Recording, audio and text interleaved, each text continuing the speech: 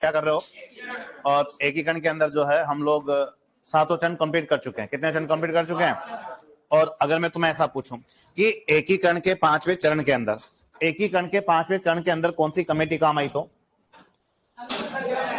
हाँ, तुम्हें पता है कि एकीकरण के 5वें चरण के अंदर जो कमेटी काम आती है उस कमेटी का नाम क्या है? शंकर देव राय कमेटी। अगर मैं तुम्हें ऐसा पूछूं कि उस शंकर देव राय कमेटी में कितने लोग थे? कितने लोग थे? 3 लोग थे। कौन कौन?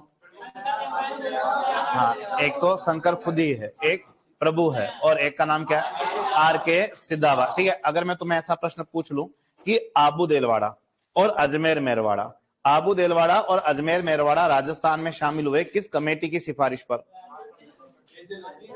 फैजल अली कमेटी। और मान लो फैजल अली ऑप्शन में नहीं हुआ तो राज्य पुनर्गठन आयोग। क्या बोलोगे? राज्य पुनर्गठन आयोग। और उस राज्य पुनर्गठन आयोग में भी कितने लोग हैं? 3 ही लोग हैं। कौन कौन? एक तो फैजल अली, और एक के.एम. पणिक्कर, और एक आदमी का नाम क्या है? हृदयनाथ कंजरू। ठीक है, अगर मैं तुम्हें ऐसा पूछूं कि राजस्थान में राष्ट्र प्रमुख की पोस्ट कब खत्म की गई? राजस्थान में राष्ट्र प्रमुख का पद कब समाप्त हुआ यार? 1956 के अंदर। और कौन से संविधान संशोधन का यूज किया है? 7वें संविधान संशोधन का क्या किया है? यूज किया है। और तुमने राष्ट्र प्रमुख की पोस्ट को खत्म करके कौन सी नई पोस्ट लाए? राज्यपाल। और तुम्हें अच्छे से पता है कि राजस्थान का पहला ही राज्यपाल कौन है? गुरुमुख निहाल सिंह। और तुमने शायद कल गुरुमुख निहाल सिंह को भी शपथ दिलवाई थी। किससे दिलवाई थी? जयपुर के राजा मानसिंह सेकंड से जो है तुमने क्या दिलवाई थी? शपथ दिलवाई थी। ये बात हम लोगों ने की थी। और इसके अलावा हमने शायद कुछ बातें और पढ़ी थी कि हम कल ऐसा भी लिख रहे थे, तुमने एक वर्ड लिखा था प्रत्यक्ष जीवन शास्त्र। क्या लिखा है? लिखा क्या ऐसा? क्या है ये? हाँ, कि उस हीरालाल की क्या है? आत्मकथा। या हीरालाल की बुक का नाम क्या है? प्रत्यक्ष जीवन शास्त्र। और हीरालाल कौन? हीरालाल शास्त्री। कहाँ रहता था? जोबनेर, जयपुर। तुम उसकी पत्नी से मिले कि नहीं मिले? मिले थे। कौन थे उसकी वाइफ? रतन शास्त्री। और दोनों मिलकर स्कूल खोल रहे थे। कहाँ पे? निवाई टोंक में। क्या नाम रखा तुमने? पहले नाम क्या रखा? जीवन शिक्षा कुटीर। और जीवन शिक्षा कुटीर को तुमने नाम बदल दिया क्या?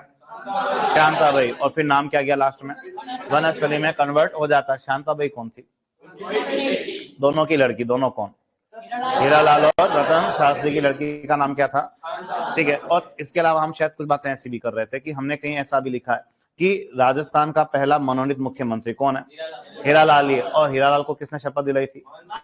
उसको भी शपथ दिलाने वाला व्यक्ति कौन है? मानसिंह सेकंड। अब आज नए कौन है जिनकी पहली क्लास हो रही है? एक तो कोई बात नहीं। अच्छा, 3-4 जन नए, कोई बात नहीं, बताइए। ठीक है, कोई बात नहीं, वो छोटा है यार भी।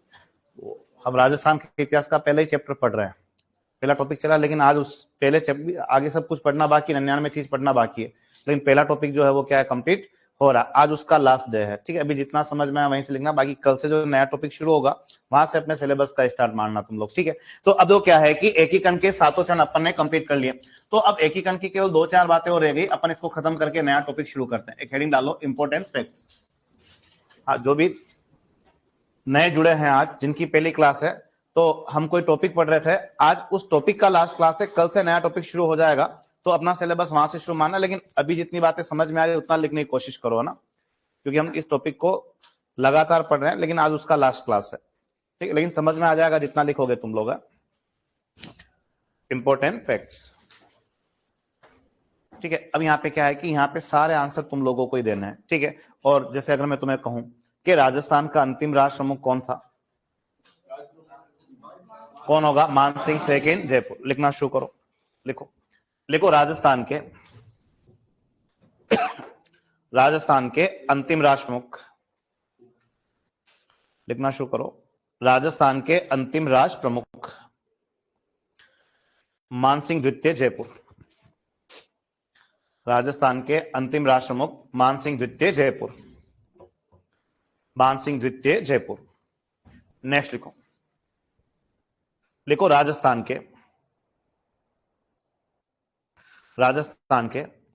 प्रथम व अंतिम।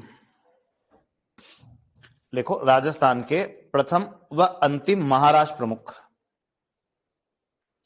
राजस्थान के प्रथम व अंतिम महाराष्ट्र प्रमुख। आंसर बोलो देखें। Very good. लिखो भोपाल सिंह मेवाड़। राजस्थान के प्रथम व अंतिम महाराष्ट्र प्रमुख लिखिए भोपाल सिंह मेवाड़। राजस्थान के प्रथम व अंतिम महाराष्ट्र प्रमुख भोपाल सिंह मेवाड़। अगर मैं तुम्हें कहीं ऐसा भी पूछ लूं कि हमारे एकीकरण के कौन से चरण में महाराष्ट्र प्रमुख का पद बनाया गया, दूसरे में, तीसरे में, चौथे में, पांचवें में, किसने बनाया था? चौथे में बनाया था। और लास्ट तक इस कुर्सी पे कौन बैठे रहे? मेवाड़ के राजा भोपाल सिंह। ठीक है, नेक्स्ट लिखो। लिखो राजस्थान स्थापना दिवस। राजस्थान स्थापना दिवस। राजस्थान स्थापना दिवस कब बनाओगे? हाँ देखो क्या है कि 30 मार्च को नहीं बनाना है। हाँ नहीं, वो कोई दिक्कत नहीं। देखो है कुछ भी नहीं है, लेकिन जो ये पेपर वाले मास्टर होते हैं ना, उनका ऐसे ही है कुछ भी नहीं। तुम राजस्थान दिवस बोलो चाहे राजस्थान स्थापना दिवस, कोई फर्क नहीं पड़ता। लेकिन वो पेपर वाले कहते नहीं, हमारे राजस्थान दिवस अलग होता है, हमारे राजस्थान स्थापना दिवस क्या होता है, अलग। वो लोग यूं कहते हैं कि राजस्थान स्थापना दिवस केवल कितनी बार बना है? एक ही बार। उसके बाद कभी भी राजस्थान स्थापना दिवस नहीं बना। और राजस्थान स्थापना दिवस केवल उसी दिन बना जब हमारा एकीकरण क्या हुआ था, कंप्लीट हुआ था। और हर साल बनता है एक्चुअल में राजस्थान दिवस। क्या बनता है? जो बनता है 30 मार्च को। बल्कि है कुछ भी नहीं है, लेकिन उनकी नजर में वेरिएशन है इसमें। तो लिखो, देखें, लिखो राजस्थान स्थापना दिवस। लिखो 1 नवंबर 1956। राजस्थान स्थापना दिवस 1 नवंबर 1956। 1 नवंबर 1956। नेक्स्ट लिखो, लिखो राजस्थान दिवस जो हर साल बनता है ना, 30 मार्च। राजस्थान दिवस 30 मार्च। 30 मार्च। नेक्स्ट लिखो, लिखो एकीकरण में पहली बार। नेक्स्ट लिखो एकीकरण में पहली बार।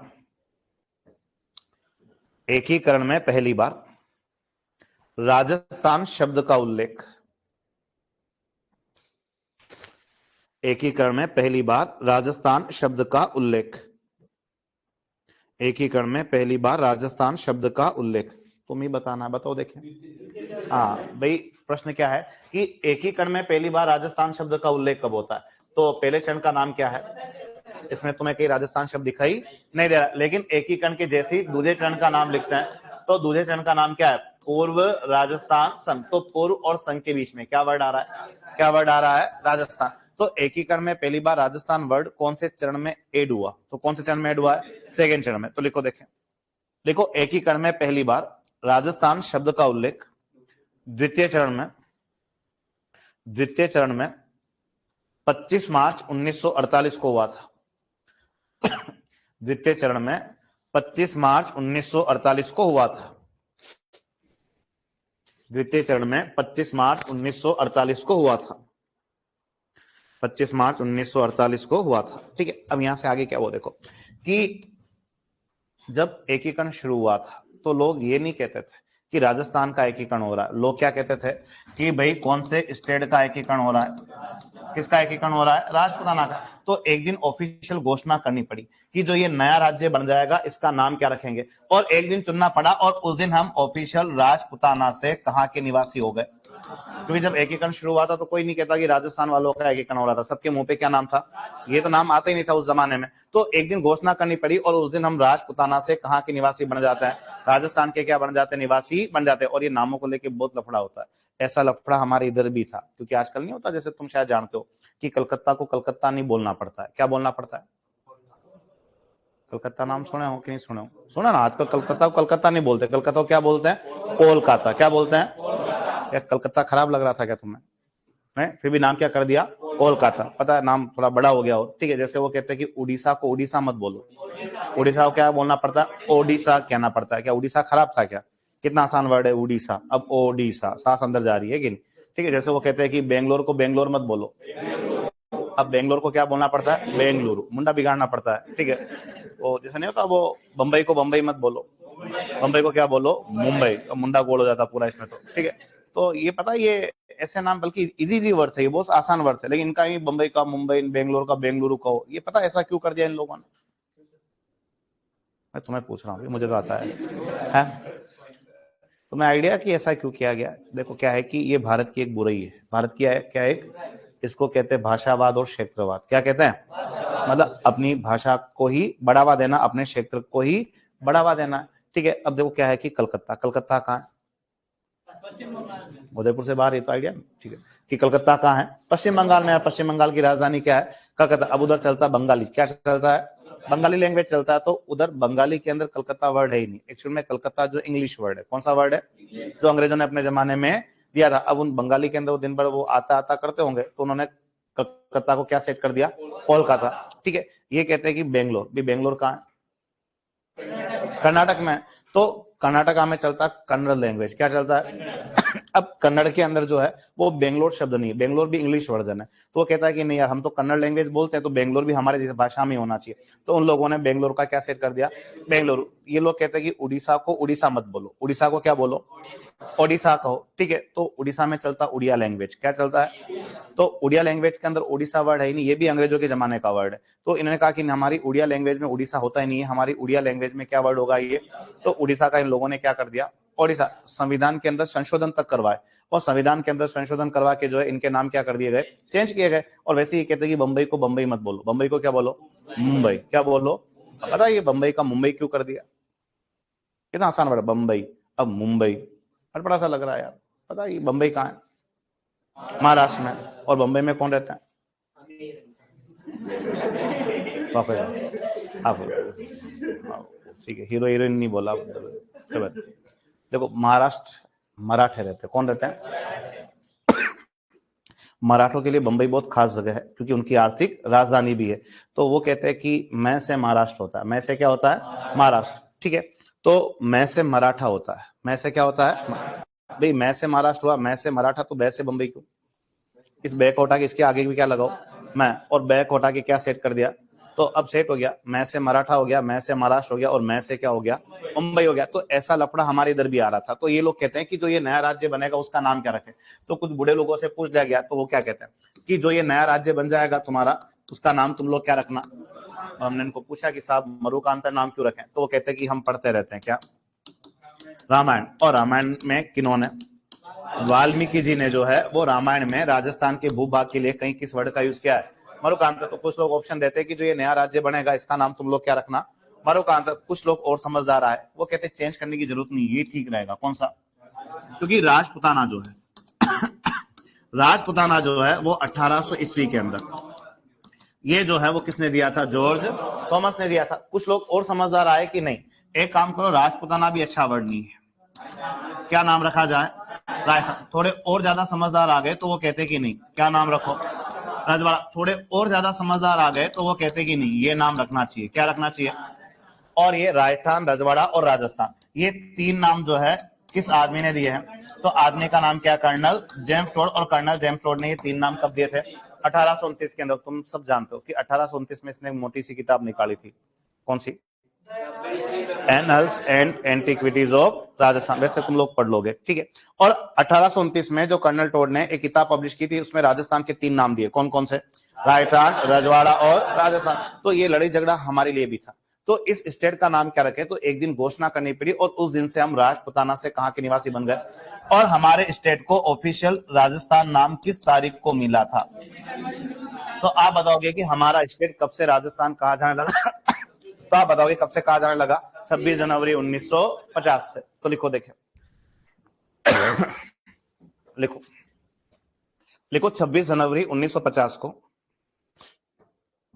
26 जनवरी 1950 को, 26 जनवरी 1950 को राजस्थान का नामकरण, 26 जनवरी 1950 को राजस्थान का नामकरण,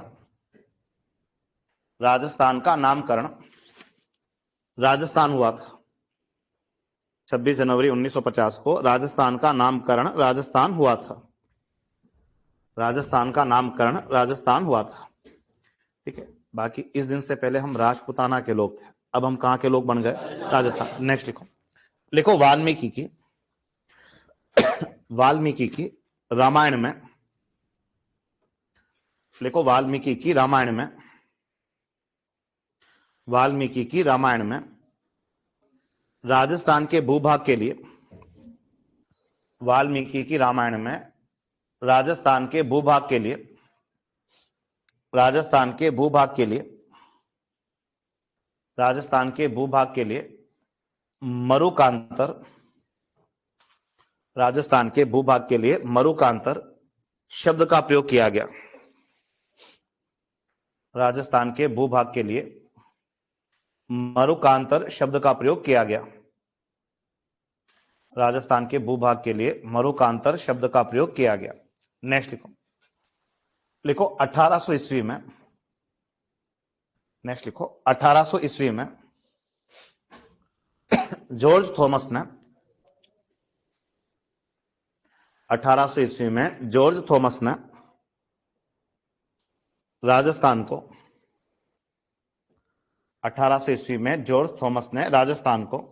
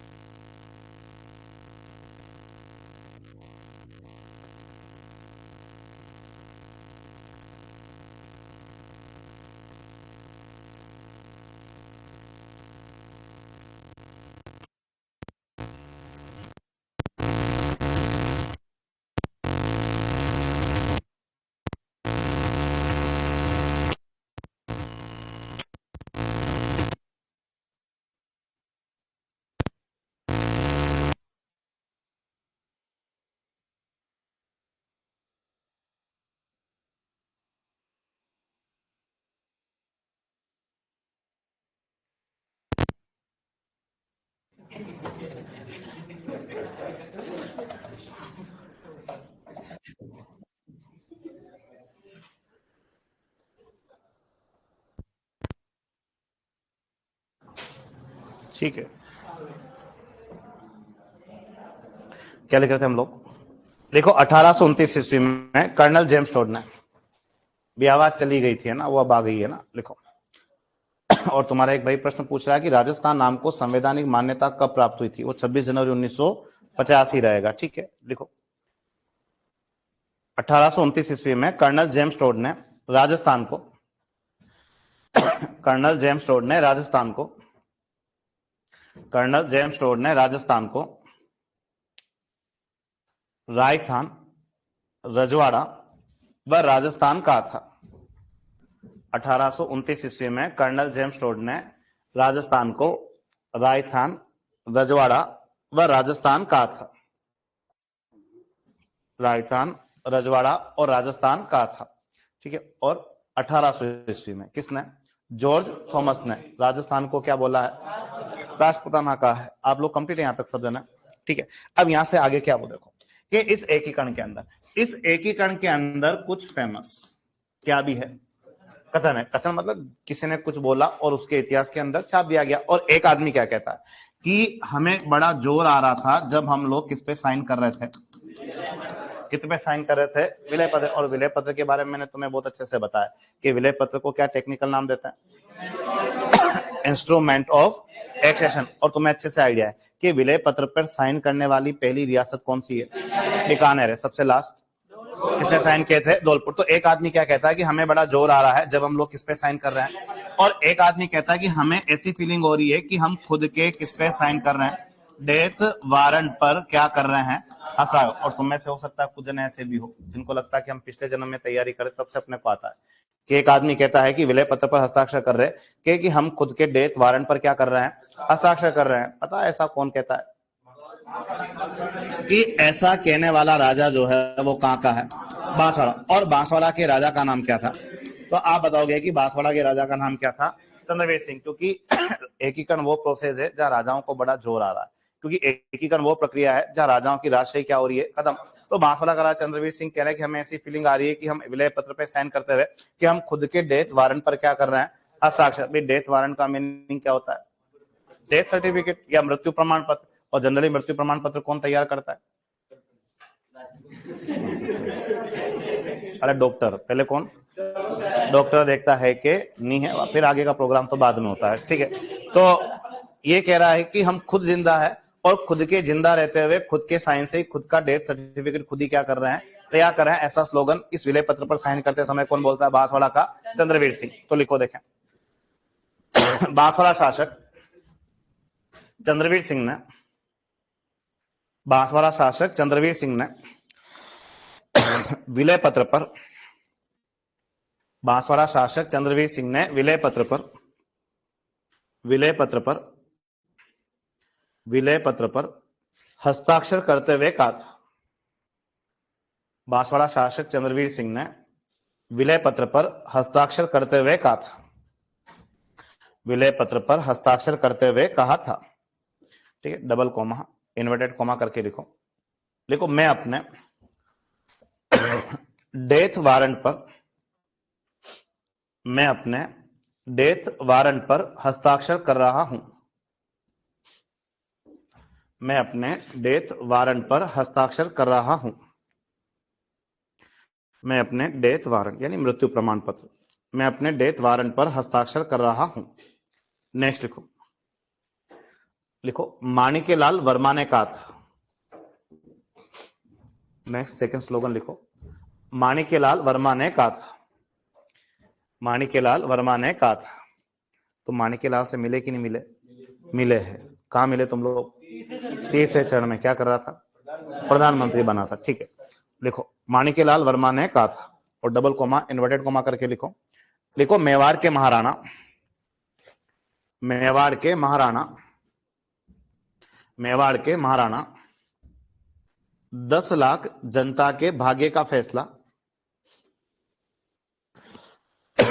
मेवाड़ के महाराणा 10 लाख जनता के भाग्य का फैसला, मेवाड़ के महाराणा 10 लाख जनता के भाग्य का फैसला स्वयं नहीं कर सकते। मेवाड़ के महाराणा 10 लाख जनता के भाग्य का फैसला स्वयं नहीं कर सकते, 10 लाख जनता के भाग्य का फैसला स्वयं नहीं कर सकते। पता अब ऐसा कौन कह रहा है, माणिक। और क्यों कह रहा है उसका एक रीजन है, क्योंकि माणिक्यलाल वर्मा कहाँ का नेता है, मेवाड़ का। ये रहने वाला तो ये बिजोलिया का, वैसे अपन मिल लेंगे इस आदमी से, ठीक है, कि रहने वाला तो ये बिजोलिया का है, लेकिन बिजोलिया किस रियासत का पार्ट है, मेवाड़। तो नेता तो किस रियासत का कहलाएगा, मेवाड़ का कहलाएगा। अब तो क्या है कि जब एक अफवाह उड़ती है ना कि मेवाड़ के राजा भोपाल सिंह तो क्या रह सकते हैं, स्वतंत्र रह सकते हैं, लेकिन उनको अंदर से तो क्या होना था, शामिल होना था। लेकिन वो नाटक करके क्या होना था, शामिल हो। वो कितनी शर्तें रखी थी, 3 शर्तें। जब वो एक अफवाह फैलना शुरू होती कि मेवाड़ जैसी बड़ी रियासत तो क्या रहेगी, स्वतंत्र, तो ये मेवाड़ का नेता कौन, माणिक्यलाल वर्मा। इसको टेंशन होगी। और नेताओं की टेंशन क्या है, नेता लोग सोचते हैं कि जितना जल्दी एकीकरण खत्म हो जाए उनको उतना जल्दी नेतागिरी करने का क्या मिले, मौका मिले। अब माणिक्यलाल वर्मा मेवाड़ का नेता और उसको लग गया कि अगर ये मेवाड़ के राजा शामिल ही नहीं होंगे तो हमें नेतागिरी करने का मौका नहीं मिलेगा। तो ये कहता है कि मेवाड़ के राजा कौन होते हैं, हम 10 लाख पब्लिक है, हम डिसाइड करेंगे कि हमें शामिल होना है या नहीं होना। तो ऐसा स्लोगन मेवाड़ के राजा पे कौन कहता है, माणिक्यलाल वर्मा। नेक्स्ट लिखो, लिखो जोधपुर शासक, लिखो जोधपुर शासक कौन थे, बोलो देखें, हनुमान सिंह। लिखो, लिखो जोधपुर शासक हनुमान सिंह, जोधपुर शासक हनुमान सिंह, जोधपुर शासक हनुमान सिंह ने वीपी मेनन पर, जोधपुर शासक हनुमान सिंह ने वीपी मेनन पर, वीपी मेनन पर, वीपी मेनन पर बंदूक तानते हुए कहा था। अपन ने बंदूक वाला केस देखा था एक, है ना। लिखो जोधपुर शासक हनुमान सिंह ने वीपी मेनन पर बंदूक तानते हुए कहा था, वीपी मेनन पर बंदूक तानते हुए कहा था। और लिखो डबल कोमा करके, इन्वर्टेड कोमा करके लिखो, मैं तुम्हारे दबाव में आने वाला नहीं हूं, मैं तुम्हारे दबाव में आने वाला नहीं हूं, मैं तुम्हारे दबाव में आने वाला नहीं हूं, ठीक है। लेकिन फिर भी वहां दबाव में ले लिया था किसने, पटेल ने। किसने लिया था, पटेल ने लिया था। और एक ये रियल केस है वहां का। और तुम्हें इतना भी आइडिया है कि एक आदमी कमरा छोड़ के भाग गया था, कौन? माउंटबेटन भाग गया, तो रियल में कमरा छोड़ के क्या होता है, भाग जाता है। फिर पटेल को 2-4 आदमी भेजने पड़े कि उसको ढूंढना। माउंटबेटन को ढूंढने बड़ी मुश्किल से मिला, उस वाला के झाड़ू के पीछे छिप के बैठ गया, तो उसको टोक के लाए कमरे में, फिर भी डरा हुआ था। ये रियल घटनाक्रम है। तो पटेल ने कहा कि तू माउंटबेटन डरा क्यों? मैं था ना इधर के। नहीं यार, वो मुझे मेरे घर जाना है और राजस्थान के राजाओं का भरोसा नहीं। रियल में उन्होंने फिल्मी स्टाइल में बंदूक निकाल दी वहां सबके सामने, तो कमरा छोड़ के भागना पड़ा। लेकिन पटेल बड़ा तेज आदमी थे, तो जब हनुमान सिंह साइन करके वहां से रवाना हुए, तो हनुमान सिंह को कहा कि हनुमान सिंह ये बंदूक भी यहीं छोड़ दो। जो बंदूक निकाल के नाटक किया था हनुमान सिंह ने, वो बंदूक भी उनको पटेल की टेबल पर ही छोड़नी पड़ी, और वो पटेल ने वो माउंटबेटन को गिफ्ट कर दी कि तू डरा था इस बंदूक से, तो तेरे इंग्लैंड ले जा, तेरे छोरे छाबरे वहां खेलेंगे। तो वो बंदूक लेके कहां पहुंच गया? इंग्लैंड। कहते हैं अंग्रेजों ने आज भी किसी संग्रहालय के अंदर हमारी इस बंदूक को सजा के रखा हुआ है। नेक्स्ट लिखो, लिखो हीरालाल शास्त्री ने, लिखो हीरालाल शास्त्री ने, हीरालाल शास्त्री ने सिरोही रियासत के विलय पर, हीरालाल शास्त्री ने सिरोही रियासत के विलय पर, हीरालाल शास्त्री ने सिरोही रियासत के विलय पर सरदार पटेल को कहा था, सिरोही रियासत के विलय पर सरदार पटेल को कहा था, सरदार पटेल को कहा था। और डबल कोमा इन्वर्टेड कोमा करके लिखो, सिरोही रियासत के विलय पर सरदार पटेल को कहा था। और लिखो, लिखो, लिखो गोकुल भाई भट्ट के बिना, गोकुल भाई भट्ट के बिना, गोकुल भाई भट्ट के बिना राजस्थान का शासन चलाना, गोकुल भाई भट्ट के बिना राजस्थान का शासन चलाना दुष्कर था, गोकुल भाई भट्ट के बिना राजस्थान का शासन चलाना दुष्कर था। हीरालाल शास्त्री ने सिरोही रियासत के विलय पर सरदार पटेल को कहा था, गोकुल भाई भट्ट के बिना राजस्थान का शासन चलाना क्या था? दुष्कर। दुष्कर का मीनिंग होता है कठिन। दुष्कर का मीनिंग क्या होता है? कठिन। अब देखो क्या है कि ऐसा बोल कौन रहा है? हीरालाल कह रहा है। और हीरालाल किसके कान में कह रहा है? पटेल के कान में। कि अगर कौन नहीं होता, गोकुल भाई भट्ट नहीं होता, तो शायद राजस्थान का शासन चलाना क्या होता? दुष्कर होता। और ये ऐसा क्यों कह रहा है, उसका एक रीजन देखो क्या है कि लफड़ा हुआ है किस रियासत को लेकर। क्योंकि सिरोही वो रियासत है जिसका विलय राजस्थान में कितने चरणों में हुआ है? 2 चरणों में हुआ है। ठीक है, आधा सिरोही तो हम लोग कब लिए थे? 6ठे में। और पूरा कब लेते हैं? कब लेते हैं? 7वें में। पूरा यानी 2 भाग ही तो बाकी रखे थे अपने। कौन से? कौन से 2 भाग बाकी रखे थे? आबू और देलवाड़ा। और होता क्या है कि आबू देलवाड़ा कहीं चले गए थे। ठीक है, अब कहां चले गए थे अपन इनको अभी ढूंढ लेते हैं कि ऐसा सिरोही वालों के साथ क्यों हुआ कि आधा सिरोही तो 6ठे में आ गया और पूरा कब आता है? 7वें में। यानी आबू और देलवाड़ा के लिए लफड़ा पड़ा था। अब होता क्या है कि ऐसा नहीं है कि एकीकरण का प्रोसेस अपने राजस्थान में चल रहा है। ये तो ठीक है, हम राजस्थान के कंपटीशन एग्जाम की तैयारी कर रहे हैं, इसलिए हम लोग कहाँ का एकीकरण सीख रहे हैं? राजस्थान का। कोई एमपी में तैयारी कर रहा होगा तो छोरा एमपी का एकीकरण सीख रहा होगा, बिहार यूपी में तैयारी कर रहे होंगे तो बिहार यूपी का एकीकरण करना सीख रहे होंगे वो लोग। तो एकीकरण का प्रोसेस तो इस समय ऑल ओवर इंडिया चल रहा है। तो राजस्थान के बाहर भी बहुत सारे नेता थे, और उन नेताओं को क्या लगता था बाहर वालों को कि राजस्थान के नेता तो बेवकूफ है, इनको क्या पता पड़ता है। और दोनों बहुत महंगी जगह है। कौन सी? आबू जो है वो किस दृष्टि से महत्वपूर्ण है, और देलवाड़ा उस जमाने में किस दृष्टि से महत्वपूर्ण था? तो उन बाहर के नेताओं ने दिमाग लगा के आबू और देलवाड़ा को किसमें शामिल नहीं होने दिया आपने, और उन लोगों ने आबू और देलवाड़ा का विलय किसी दूसरी जगह करवा दिया था। पता कहां करवा दिया होगा? तो देखो क्या है कि वैसे तो गुजरात के अंदर होना चाहिए था, लेकिन ये वो समय न जब गुजरात बना ना महाराष्ट्र बना। ये दोनों राज्य पैदा ही 1959 में होता है। इस समय गुजरात और महाराष्ट्र का संयुक्त क्षेत्र जो है क्या कहलाता था? सौराष्ट्र। और सौराष्ट्र के कौन से प्रांत में? तो सौराष्ट्र के कौन से प्रांत में विलय कर दिया गया? मुंबई प्रांत में। तो आबू और देलवाड़ा को जो है वो कौन से प्रांत में शामिल कर लिया गया? मुंबई प्रांत में। अब आधा सिरोही तो कहां गया? राजस्थान में। और आबू और देलवाड़ा कहां चले गए? मुंबई प्रांत में। तो सिरोही की जनता को गुस्सा आ जाता है कि तुमने हमारे साथ ऐसा क्यों किया? आधा सिरोही तो तुमने राजस्थान में दे दिया, अब आधा सिरोही कहां लगेगा हमारा? मुंबई में। तो इस सिरोही की जनता के इस गुस्से का नेतृत्व किसने किया? गोकुल भाई भट्ट। और गोकुल भाई भट्ट के नेतृत्व में कितने साल? 6 साल सिरोही की जनता ने आंदोलन चलाए। लास्ट में सरकार ने फैजल अली कमेटी बनाई और उसने डिसीजन दिया कि इनको वापस लेके आओ। किनको? आबू और देलवाड़ा को। किधर से लेके आओ और किनको दो? आज आबू और देलवाड़ा हमारे पास आए, उसमें सबसे बड़ा योगदान ही किस आदमी का है? अगर ये आदमी नहीं होता तो शायद हम आबू और देलवाड़ा घूमने आज कहीं गुजरात के अंदर जा रहे होंगे। आज उल्टा, गुजराती अपने इधर घूमने आ रहे हैं। तो आबू और देलवाड़ा आज हमारे पास है, उसमें सबसे बड़ा योगदान ही किस आदमी का है? गोकुल भाई भट्ट का है। तो लिखो देखें, क्या चीज? हाँ, हातल गांव में मैं भी बिलवा दूंगा।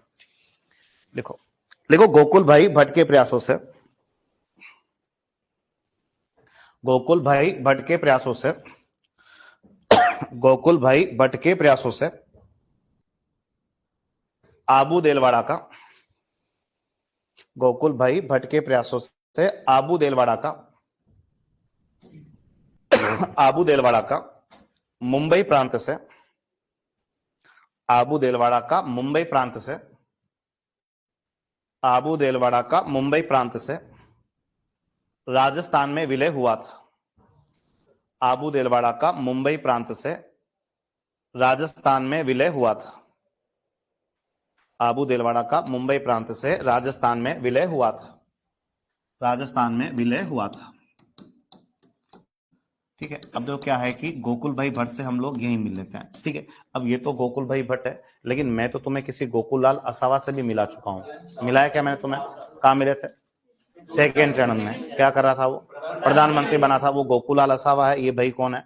गोकुल भाई भट्ट। तो इसको याद रखना है कि एक तो ये आदमी कहां से बिलोंग करता है। तो आप बताओगे कि इसका जगह का नाम क्या है?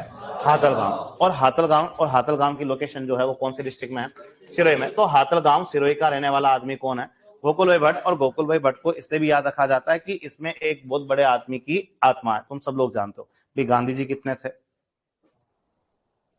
एक ही थे। 4-5 कौन कर रहा? गांधी जी तो एक ही थे ना यार, है। ठीक है, लेकिन उनकी आत्मा जो है वो राजस्थान के बहुत सारे लोगों में। तो गांधी जी की एक बड़ी आत्मा किस भाई के अंदर भी है? गोकुल भाई भट्ट के अंदर। तो आदमी को किस नाम से याद रखते हैं? तो इस आदमी को क्या कहते हैं? राजस्थान का गांधी। और ये राजस्थान का गांधी नाम से कौन सा आदमी फेमस है? गोकुल भाई भट्ट। और ये राजस्थान का पहला नेता भी माना जाता है जिसने एक तो किसके लिए आंदोलन चलाए थे। ये तुम्हारे लिए शायद खास होता है कि इसने राजस्थान का पहला नेता जिसने किसके लिए आंदोलन छेड़े हैं? खाद्य सुरक्षा। और खाद्य सुरक्षा का मीनिंग शायद तुम मेरे से ज्यादा अच्छा समझते हो, तुम एग्रीकल्चर वाले हो तो। ठीक है, समझते हो खाद्य सुरक्षा किसे कहते हैं? Food safety. और फूड सेफ्टी किसको कहते हैं? खाद्य सुरक्षा है। अरे फूड सेफ्टी कहते हैं अंग्रेजी में, सही है। मीनिंग क्या हुआ? है खाने की रक्षा करनी है। हाँ, अरे खाद्य सुरक्षा का नहीं आइडिया तुम्हें वास्तव में? हाँ नहीं, हाँ कोई बात नहीं। हाँ हाँ कोई बात नहीं। सबको अच्छी गुणवत्ता वाला राशन मिले, सबको अच्छी गुणवत्ता वाला राशन मिले, उसमें किसी प्रकार की कोई मिलावट नहीं हो, और जितने भी शरीर के लिए पोषक तत्व है उन सबकी उससे क्या हो जाए? पूर्ति हो जाए। उसको क्या बोलते हैं? खाद्य सुरक्षा। और खाद्य सुरक्षा के लिए राजस्थान में आंदोलन छेड़ने वाला ही पहला नेता कौन है? और ये राजस्थान का पहला नेता भी था जिसने राजस्थान में किसके लिए भी आंदोलन छेड़े थे? किसके लिए भी आंदोलन छेड़े थे? मद्यपान निषेध के लिए, मद्यपान बंद करने के लिए। और मद्यपान का मीनिंग तुम समझते हो क्या होता है? जितनी भी नशे की चीजें होती है, जितनी भी क्या होती है? नशे की चीजें होती है, वो क्या कर दिया जाए? बंद कर दिया जाए। तो मद्यपान निषेध के लिए भी आंदोलन छेड़ने वाला पहला नेता कौन है?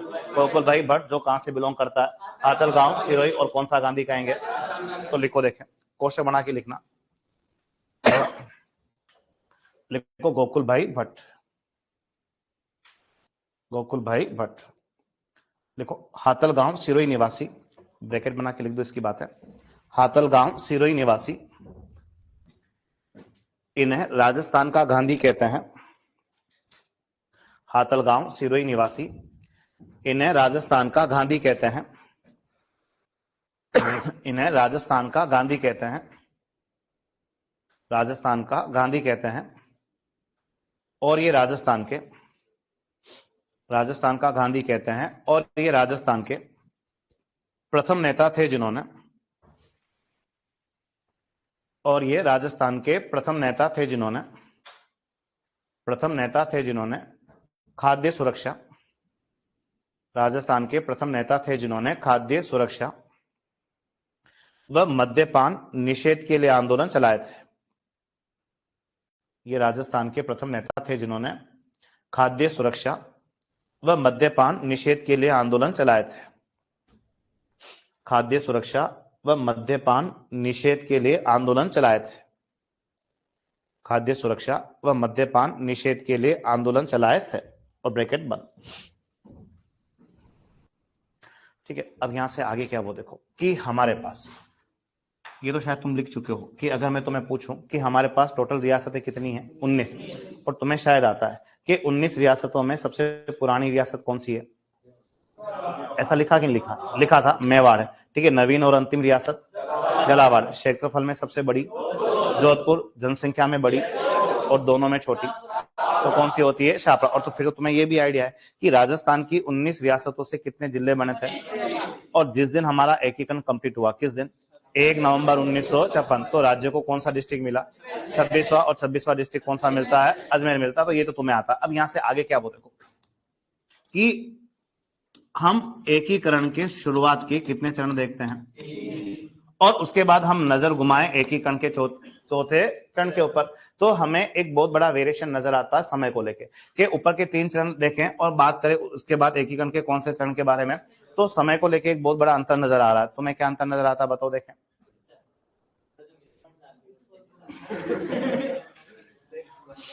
भाई पहला चरण कब बना है, 18 मार्च 1948, ठीक है। दूजा कब बना है, 25 मार्च 1948। तीजा कब बना, 18 अप्रैल 1948। यानी कितने महीने में, 1 महीने में हमने हमारा एकीकरण का कितना चरण कंप्लीट किया, 3। यानी हमारा एकीकरण इतनी स्पीड से स्टार्ट हुआ कि हमें लग रहा था कि 2-4 महीने में ही हमारा एकीकरण क्या हो जाएगा, खत्म हो जाएगा, क्योंकि 3 चरणों के अंदर आधा राजस्थान आ गया था। 3 चरणों के अंदर आधा राजस्थान, यानी 1 महीने में इन लोगों ने आधा राजस्थान बना लिया। तो बाकी कितना टाइम लगेगा, बहुत कम लगना चाहिए था, लेकिन फिर भी हम लोगों ने एकीकरण में कितना टाइम लगा दिया, 8 वर्ष 7 माह और 14 दिन का क्या लगा दिया, समय लगा दिया। और होता क्या है कि रियासती विभाग ने 1 महीने के अंदर कितने चरण बनाए, 3, लेकिन चौथा चरण आने में कितना साल लगा दिया, 1 साल। चौथा चरण आने में कितना साल लगा दिया, 1 साल।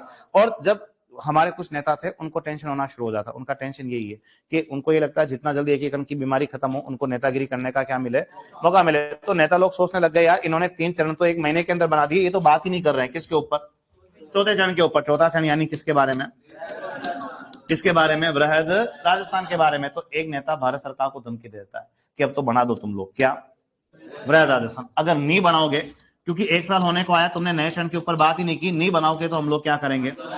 तो एक तो वो आदमी जिसने भारत सरकार के सामने वृहद राजस्थान के निर्माण की सबसे पहले क्या रखी, और वृहद राजस्थान के निर्माण की मांग रखने वाला पहला नेता कौन था, तो आप आदमी का नाम जो है वो क्या बताओगे, जयप्रकाश नारायण। और इस आदमी का हमारे राजस्थान से किसी प्रकार का कोई लेना देना नहीं। अपने पास भी एक आदमी, लेकिन वो जय नारायण व्यास है। ये बंदा तो कौन है, जयप्रकाश नारायण। ये तो यूपी बिहार का एक बहुत बड़ा नेता है, लेकिन ये नेता लोग है ना, ये कहीं पे भी जाके अपनी नेतागिरी क्या कर सकते हैं, पूरी कर सकते हैं। तो वृहद राजस्थान की डिमांड भारत सरकार के सामने रखने वाला पहला नेता कौन था, जयप्रकाश नारायण। और इन्होंने धमकी भी दे दी, अगर तुम वृहद राजस्थान नहीं बनाओगे तो हम क्या छेड़ देंगे।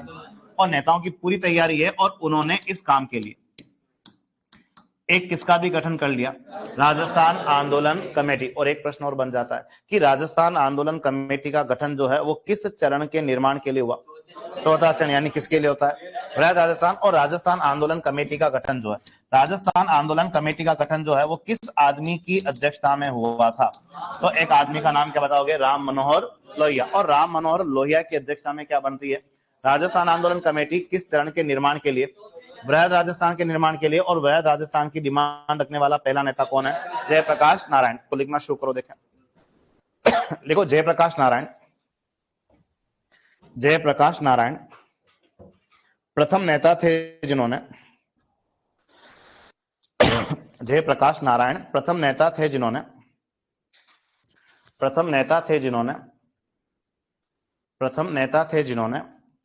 वृहद राजस्थान के निर्माण की, प्रथम नेता थे जिन्होंने वृहद राजस्थान के निर्माण की सर्वप्रथम मांग रखी थी। प्रथम नेता थे जिन्होंने वृहद राजस्थान के निर्माण की सर्वप्रथम मांग रखी थी, सर्वप्रथम मांग रखी थी। नेक्स्ट लिखो वृहद राजस्थान के निर्माण के लिए, नेक्स्ट आंसर लिखो, वृहद राजस्थान के निर्माण के लिए, वृहद राजस्थान के निर्माण के लिए राजस्थान आंदोलन कमेटी का गठन, वृहद राजस्थान के निर्माण के लिए राजस्थान आंदोलन कमेटी का गठन, राजस्थान आंदोलन कमेटी का गठन राम मनोहर लोहिया की अध्यक्षता में हुआ था। राजस्थान आंदोलन कमेटी का गठन राम मनोहर लोहिया की अध्यक्षता में हुआ था। राजस्थान आंदोलन कमेटी का गठन राम मनोहर लोहिया की अध्यक्षता में हुआ था।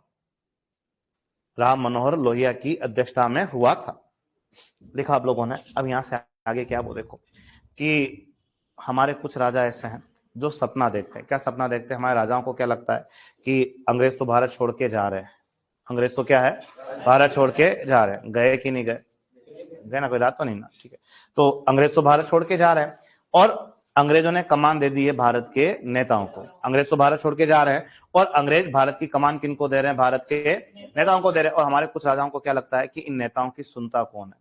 अब तो वही होगा जैसा हम लोग चाहेंगे। तो हमारे कुछ राजा सपना देखते हैं खुद का अलग ही राज्य बनाने का। तो इसमें सबसे पहले सपना जो है वो हमारे कहां के राजा ने देखा था? और मेवाड़ के राजा कौन? गोपाल सिंह। अब ये क्या सपना देखते हैं कि हम हमारा अलग राज्य बनाएंगे, उसमें ऐशो आराम करेंगे। और ये कहते हैं कि हमारे उस राज्य में एक तो क्या शामिल होगा? मेवाड़। और इसके अलावा किस क्षेत्र की रियासतें भी शामिल होगी?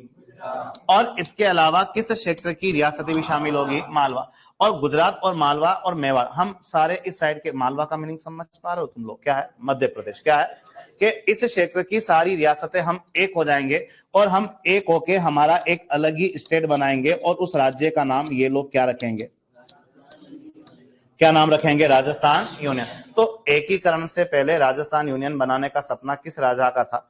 मेवाड़ के राजा किनका था? भोपाल सिंह। और ऐसा राजस्थान यूनियन बन सकता है कि नहीं बन सकता है? तो इसके लिए मेवाड़ के राजा ने एक व्यक्ति को क्या तक नियुक्त कर दिया, और जिस व्यक्ति को सलाहकार नियुक्त किया उस आदमी का नाम क्या था? तो उस आदमी का नाम क्या बताओगे? के.एम. मुंशी। और इन्होंने बहुत जल्दबाजी में इस प्रोसेस को आगे बढ़ाना भी क्या कर दिया? शुरू कर दिया। और इस क्षेत्र के, इस क्षेत्र के मतलब मेवाड़, गुजरात और मालवा के क्षेत्र के कितने राजाओं को इकट्ठा कर लिया? और 22 राजाओं को इकट्ठा करके एक बहुत बड़ा सम्मेलन जो है वो कहां बना दिया? कहां बुला लिया? उदयपुर के अंदर। इसी तरह एक आदमी कहता है कि जब मेवाड़ के राजा सपना देख सकते तो हम क्यों नहीं देखें? तो एक आदमी क्या कहता है कि हम भी हमारी साइड के लोग एक हो जाएंगे और हमारा एक अलग राज्य बनाएंगे जिसका नाम क्या रखेंगे? वागड़ संघ। जैसे राजस्थान यूनियन बनाने का सपना मेवाड़ के राजा किसका था? गोपाल सिंह। तो वैसे ही एक आदमी खुद का क्या राज्य बनाने के बारे में सोचता है? वागड़ संघ। और वागड़ संघ बनाने का प्लानिंग किस राजा का था? और डूंगरपुर के राजा का नाम क्या था? तो डूंगरपुर के राजा का नाम क्या बताओगे? लक्ष्मण सिंह। एक आदमी फिर कहता है कि जब ये इतने लोग सपना देख रहे तो हम क्यों पीछे रहे, और हम भी हमारी साइड के लोग एक हो जाएंगे और हम हमारा अलग से क्या बनाएंगे? और ये हाड़ौती संघ बनाने का प्लानिंग किसका है? कोटा। और कोटा के राजा किसका है? भीम सिंह। और भीम सिंह भी कौन सा नंबर? दूसरा नंबर। और एक आदमी फिर कहता है कि जब ये लोग सपना देख रहे तो मैं भी देखूंगा। और एक आदमी कहता है कि भाई हम हमारा एक अलग राज्य बनाएंगे और उसका नाम क्या रखेंगे? और ये राजपुताना संघ बनाने का प्लानिंग किसका है? जयपुर। और जयपुर के राजा किसका है? तो आदमी का नाम क्या है? मानसिंह सेकंड। लेकिन इन सब लोगों के सपने सपने ही रह गए और सबके सपने पे एक ही आदमी ने पानी फेरा होगा। किसने? पटेल ने। जैसा राजाओं ने चाहा वैसा राजस्थान नहीं मिला, जैसा पटेल ने चाहा वैसा हमें क्या मिल गया? हमारा राजस्थान। तो ये 4 प्लानिंग है एकीकरण से पहले। तो राजस्थान यूनियन वाला ही ज्यादा पूछता है कि राजस्थान यूनियन बनाने का प्लानिंग मेवाड़ के किस राजा का है? गोपाल सिंह का। वागड़ संघ बनाने का प्लानिंग डूंगरपुर के लक्ष्मण सिंह का। हाड़ौती संघ बनाने का प्लानिंग कोटा के भीम सिंह का। और राजपुताना संघ बनाने का प्लानिंग जयपुर के मानसिंह सेकंड का। तो लिखो, देखें, लिखो एकीकरण से पूर्व, लिखो एकीकरण से पूर्व, एकीकरण से पूर्व मेवाड़ शासक भोपाल सिंह ने, एकीकरण से पूर्व मेवाड़ शासक भोपाल सिंह ने, एकीकरण से पूर्व मेवाड़ शासक भोपाल सिंह ने गुजरात व मेवाड़ शासक भोपाल सिंह ने गुजरात व मालवा क्षेत्र की, गुजरात व मालवा क्षेत्र की, गुजरात व मालवा क्षेत्र की रियासतों को मिलाकर, मालवा मतलब मध्य प्रदेश का पार्ट है, लिखो, गुजरात व मालवा क्षेत्र की रियासतों को मिलाकर, गुजरात व मालवा क्षेत्र की रियासतों को मिलाकर राजस्थान यूनियन बनाने की, राजस्थान यूनियन बनाने की योजना बनाई थी, राजस्थान यूनियन बनाने की योजना बनाई थी, राजस्थान यूनियन बनाने की योजना बनाई थी जो असफल रही, जो असफल रही। राजस्थान यूनियन बनाने की योजना बनाई थी जो असफल रही। नेक्स्ट लिखो, लिखो इसी तरह, नेक्स्ट लिखो इसी तरह, या एक लाइन एक काम करो ना, एक यूं लिखो, लिखो इसके लिए, लिखो इसके लिए भोपाल सिंह ने, यूं लिखो, इसके लिए भोपाल सिंह ने के एम मुंशी को, इसके लिए भोपाल सिंह ने के एम मुंशी को कानूनी सलाहकार नियुक्त किया था। इसके लिए भोपाल सिंह ने के एम मुंशी को कानूनी सलाहकार नियुक्त किया था। के एम मुंशी को कानूनी सलाहकार नियुक्त किया था। के एम मुंशी को कानूनी सलाहकार नियुक्त किया था। कानूनी सलाहकार नियुक्त किया था। वह 22 राजाओं का एक सम्मेलन, वह 22 राजाओं का एक सम्मेलन, के एम मुंशी को कानूनी सलाहकार नियुक्त किया था। वह 22 राजाओं का एक सम्मेलन उदयपुर में बुलाया था। वह 22 राजाओं का एक सम्मेलन उदयपुर में बुलाया था। 22 राजाओं का एक सम्मेलन उदयपुर में बुलाया था। नेक्स्ट लिखो, लिखो इसी तरह,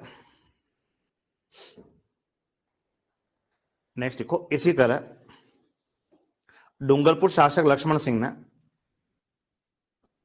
लिखो इसी तरह डूंगरपुर शासक लक्ष्मण सिंह ने, इसी तरह डूंगरपुर शासक लक्ष्मण सिंह ने वागड़ संघ, इसी तरह डूंगरपुर शासक लक्ष्मण सिंह ने वागड़ संघ, वागड़ संघ, कोटा शासक भीम सिंह ने, कोटा शासक भीम सिंह ने हाड़ौती संघ, कोटा शासक भीम सिंह ने हाड़ौती संघ, कोटा शासक भीम सिंह ने हाड़ौती संघ, वह जयपुर शासक, वह जयपुर शासक मानसिंह सेकिन ने, वह जयपुर शासक मानसिंह सेकिन ने, वह जयपुर शासक मानसिंह सेकिन ने राजपुताना संघ बनाने की, वह जयपुर शासक मानसिंह सेकिन ने राजपुताना संघ बनाने की योजना बनाई थी। राजपुताना संघ बनाने की योजना बनाई थी जो असफल रही। राजपुताना संघ बनाने की योजना बनाई थी जो असफल रही। राजपुताना संघ बनाने की योजना बनाई थी जो असफल रही। लिखा आप सब लोगों ने यहां तक। अब यहां से आगे क्या, वो देखो कि अगर मैं तुम्हें ऐसा पूछूं कि सबसे पहले किस अंग्रेज ने एकीकरण के बारे में बताया था, ऐसा लिखा क्या तुमने? हाँ, वो वायस राय था। और वायस राय कौन था? लॉर्ड लिनलिथ गो। ठीक है, राजस्थान की ओर से सबसे पहले किस राजा ने एकीकरण की पहल की थी? कोटा के राजा भीम सिंह ने। मतलब तुमने लिखा है। ठीक है, नेक्स्ट लिखो। और एक किताब थी the story of integration of Indian states, किसने लिखी थी? किसने लिखी है? वीपी मेनन ने। ये लिख रखा तुम लोगों ने। नेक्स्ट लिखो, लिखो 26 जनवरी 1950 को, लिखो 26 जनवरी 1950 को, 26 जनवरी 1950 को राजस्थान को, 26 जनवरी 1950 को राजस्थान को बी श्रेणी का दर्जा दिया गया था। ये क्या मैं बता रहा हूं, एक बार लिखो।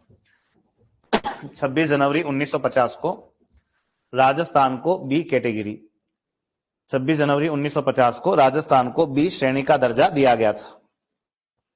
राजस्थान को बी श्रेणी का दर्जा दिया गया था। ठीक है, अब ये क्या बीमारी, वो देखो कि ये सारी बातें जो है ना, वो किसके जमाने की है? अंग्रेज लोग बड़े सिस्टमेटिक थे। ठीक है, उनके हर काम में एक सिस्टम आता था। और अंग्रेजों ने 200 सालों तक भारत पे शासन चलाया, तो अंग्रेजों का एक सिस्टम था। और अंग्रेजों ने भारत के राज्यों को कितनी कैटेगरी में डिवाइड कर रखा है? 4। और आजादी के बाद हो गई थी 3 कैटेगरी। लेकिन अपन आजादी से पहले की बात दिख रहा है। तो आजादी से पहले अंग्रेजों ने भारत के राज्यों को कितनी कैटेगरी में डिवाइड कर रखा था? 4। और बड़ा सिंपल था, क्या था? ए, बी, सी और क्या था? डी। अब ए के अंदर क्या आता है? तो ए के अंदर इनके खुद के बनाए क्या आते हैं? ब्रिटिश प्रांत। बी में इनके क्या आते हैं? भी जो भी हमारी देसी रियासतें राजा थे उनको कौन सी कैटेगरी में? बी। सी के अंदर किसको रखते थे? ये किसको रखते हैं? केंद्र शासित प्रदेश। और डी के अंदर इन लोगों ने किसको रखा है, तो डी के अंदर किसको रखा है, प्रशासक। जो इनको कुछ बड़े आदमी होते थे उनको डायरेक्ट किसी छोटी जगह का प्रशासक क्या कर देते थे, नियुक्त। तो अब ये व्यवस्थाएं जो है वो किनके जमाने की है, और इन्होंने भारत के राज्यों को इस 4 कैटेगरी में क्या कर रखा है, डिवाइड। ये आजादी के बाद इनको 3 ही कर देते हैं, ठीक है। अब होता क्या है कि अंग्रेज तो भारत छोड़ के क्या हो गए, चले गए, और अंग्रेजों के जाने के साथ ये चीजें भी क्या हो जानी चाहिए, बंद। लेकिन बंद नहीं हुई, और अंग्रेजों की बनाई गई इस चीज का यूज हम लोगों ने हमारे किसमें कर लिया, कि अंग्रेजों की बनाई गई इस चीज का यूज हमने हमारे किसमें कर लिया, एकीकरण में। और एकीकरण में रियासती विभाग ने कैसे यूज किया, कि रियासती विभाग ने ये दिमाग लगाया कि जिस राज्य की सारी रियासतें एक हो गई है, जिस राज्य की सारी रियासतें जिस दिन एक हो गई है, जैसे ही उस राज्य की सारी रियासतें एक हो जाएगी उस दिन उस राज्य के आगे कौन सा ठप्पा लगा दो, बी श्रेणी का। और जैसे ही उस राज्य की सारी रियासतें एक हो जाएगी, राज्य किस श्रेणी में आ जाएगा, बी श्रेणी में, और उस राज्य को भारत सरकार की ओर से सुविधाएं मिलना क्या हो जाएगी, शुरू हो जाएगी। क्योंकि नए नए राज्य पैदा हो रहे हैं, ये अभी अपना ध्यान नहीं रख सकते, अपना काम खुद नहीं कर सकते, तो इनका ध्यान कौन रखेगी, भारत सरकार रखेगी। और जैसे समय आगे बढ़ता जाएगा तो इंडियन गवर्नमेंट को भी लग जाएगा कि राज्य अब अपने पैरों पे खड़े हो चुके हैं, खुद का ध्यान खुद रख सकते हैं, और आगे जाके भारत सरकार राज्यों से बी श्रेणी का दर्जा भी क्या कर देगी, हटा देगी। तो एक दिन ऐसा भी आएगा जब ये बी श्रेणी का दर्जा हटा दिया जाएगा। और बी श्रेणी का दर्जा राजस्थान से कब हटाया, तो राजस्थान से कब हटाया था, 1956। और इसके लिए कौन से संविधान संशोधन का यूज किया, ये वही संविधान संशोधन है 7वां वाला, जिससे तुमने राष्ट्रप्रमुख का पोस्ट समाप्त करके कौन सा पोस्ट लाए थे, राज्यपाल। तो 7वें संविधान संशोधन 1956 से इन्होंने राज्यों की श्रेणियां भी क्या कर डाली, समाप्त कर डाली। और इनको लग रहा है कि अब राज्य अपना खुद का ध्यान खुद रख सकते हैं, तो इन्होंने राज्यों की श्रेणियां भी क्या कर दी, समाप्त। तो हमारे 2 प्रश्न बन जाता है कि राजस्थान को बी श्रेणी का दर्जा कब मिला था, अरे कब मिलता है, 26 जनवरी 1950। और राजस्थान से बी श्रेणी का दर्जा कब हटाया गया, 1 नवंबर 1956। कौन से संविधान संशोधन से, 7वां संविधान संशोधन से। एक चीज और पढ़नी है कि इस राज्यों की श्रेणियों के अकॉर्डिंग क्या राजस्थान में कोई सी कैटेगरी का राज्य था क्या, राजस्थान में कोई सी कैटेगरी का राज्य था, तो बिल्कुल राजस्थान में जो सी कैटेगरी का राज्य था वो कौन सा था, अजमेर मेरवाड़ा था। तो लिखो, देखें, लिखो 26 जनवरी 1950 राजस्थान को बी श्रेणी का दर्जा दिया गया था, लिख दिया। नेक्स्ट लिखो, राजस्थान में, नेक्स्ट लिखो, राजस्थान में सी श्रेणी का राज्य, राजस्थान में सी श्रेणी का राज्य अजमेर मेरवाड़ा था। राजस्थान में सी श्रेणी का राज्य अजमेर मेरवाड़ा था। राज्य में सी श्रेणी का राज्य अजमेर मेरवाड़ा था, अजमेर मेरवाड़ा था। और एक लाइन कोष्टक बना के ही लिख दो, लिखो 7वां संविधान संशोधन 1956। 7वां संविधान संशोधन 1956 राज्यों की श्रेणियां समाप्त कर दी गई थी। 7वां संविधान संशोधन 1956 राज्यों की श्रेणियां समाप्त कर दी गई थी, राज्यों की श्रेणियां समाप्त कर दी गई थी, राज्यों की श्रेणियां समाप्त कर दी गई थी। लिखा आप लोगों ने यहां तक। अब यहां से आगे क्या बोले, देखो कि भारत में पहली बार इलेक्शन कब हुए, 1952 में, जब विधानसभा लोकसभा एक साथ हो गए। तो 1952 में अगर इलेक्शन हुए हमारे भारत के अंदर, तो 1952 में इलेक्शन कहां के लिए भी होंगे, और राजस्थान वालों के लिए अगर इलेक्शन हुए तो राजस्थान वालों की क्या चालू होगी, और राजस्थान वालों की विधानसभा कहां चल रही है, जयपुर में चल रही है। यहां तक तो ठीक है।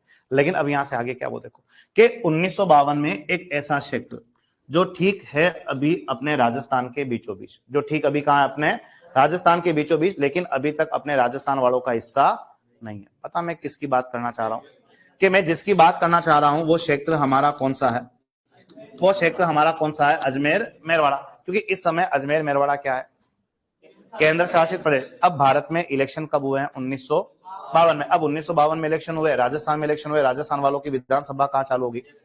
अब 1952 में इलेक्शन हुए तो 1952 में इलेक्शन किसके लिए भी होंगे, क्योंकि ये तो केंद्र शासित है, ये खुद अपने आप में एक राज्य है। कौन सा, अजमेर मेरवाड़ा। तो 1952 में इलेक्शन किनके लिए भी हो गए, अजमेर मेरवाड़ा वालों के लिए। और अजमेर मेरवाड़ा वालों की भी अलग से क्या चालू हो गई, और ये विधानसभा कहां चलती थी, तो राजस्थान वालों ने एक दौर ऐसा देखा है जब हमारे यहाँ पे कितनी विधानसभाएं एक साथ चल रही है, 2। एक तो शेष राजस्थान वालों की तो कहां चल रही है, जयपुर में, और इधर अजमेर मेरवाड़ा वालों की कहां चल रही है, अजमेर में। और ये अजमेर मेरवाड़ा वालों की अलग विधानसभा कब तक चल सकती है? अरे कब तक चलेगी यार? अरे कब तक चलेगी? 1900 जैसे ये भी राजस्थान में क्या हो जाएगा शामिल, इनकी विधानसभा ऑटोमेटिक क्या हो जाएगी, खत्म हो जाएगी। लेकिन तब तक तो अलग है। तो 1952 से 56 के बीच जो अजमेर मेरवाड़ा की जो अलग विधानसभा चली है उसको क्या कहते हैं? धार या कितनी इंग्लिश मीडियम वाली किताबों में इसको क्या भी मेंशन किया गया है? धारा सभा। तो धार सभा को चाहे धारा सभा बात एक ही है। और ये अजमेर मेरवाड़ा वालों की क्या है? अलग विधानसभा, जो कब से कब तक चली है? 1952 से 56 के बीच। और एक आदमी, एक तो इस धार सभा में कुल कितने सदस्य थे? 30 सदस्य। और जैसे 1956 में अजमेर मेवाड़ा राजस्थान में शामिल होगा, ये भी उस राजस्थान में क्या हो जाएगा? मिल जाएगा। अब यहाँ पे है क्या वो देखो कि इस धार सभा का इकलौता फर्स्ट एंड लास्ट क्या बनता है? सीएम यानी मुख्यमंत्री। तो तुम चाहो तो उसको कहाँ का इकलौता मुख्यमंत्री बोलो, चाहे इकलौता मुख्यमंत्री कहाँ का। तो धार सभा या अजमेर मेरवाड़ा का इकलौता मुख्यमंत्री कौन बनता है? तो धार सभा या अजमेर मेरवाड़ा का जो इकलौता मुख्यमंत्री बनता है उस आदमी का नाम तुम लोग क्या बताओगे? तो उस आदमी का नाम क्या बताना है? हरिभाऊ उपाध्याय। तो यहां से लास्ट लिखो, एक तो लिखो 1952 से 56 के बीच, 1952 से 56 के बीच अजमेर मेरवाड़ा की, 1952 से 56 के बीच अजमेर मेरवाड़ा की, अजमेर मेरवाड़ा की अलग विधानसभा को, अजमेर मेरवाड़ा की अलग विधानसभा को, अजमेर मेरवाड़ा की अलग विधानसभा को, अलग विधानसभा को धार या धारा सभा कहा गया। अजमेर मेरवाड़ा की अलग विधानसभा को धार या धारा सभा कहा गया, धार या धारा सभा कहा गया, जिसमें कुल 30 सदस्य थे। धार या धारा सभा कहा गया जिसमें कुल 30 सदस्य थे, जिसमें कुल 30 सदस्य थे, जिसमें कुल 30 सदस्य थे। और लिखो, लिखो इस धार सभा के या अजमेर मेरवाड़ा के, इस धार सभा के या अजमेर मेरवाड़ा के, इस धार सभा के या अजमेर मेरवाड़ा के एकमात्र मुख्यमंत्री, इस धार सभा के या अजमेर मेरवाड़ा के एकमात्र मुख्यमंत्री हरिभाऊ उपाध्याय थे। इस धार सभा के या अजमेर मेरवाड़ा के एकमात्र मुख्यमंत्री कौन थे? हरिभाऊ उपाध्याय थे, हरिभाऊ उपाध्याय थे। ठीक है, 2-4 बातें एक एक की बाकी रहेगी, 5-7 मिनट इतना काम वो अपन कल आके पूरा करेंगे। जो लोग नए जुड़े ना उनको बिल्कुल भी नहीं घबराना, उनको ये मानना कि सिलेबस आज चालू ही नहीं हुआ। हमारा सिलेबस तो कल से क्या होगा? शुरू होगा। बाकी बात कल करेंगे ना।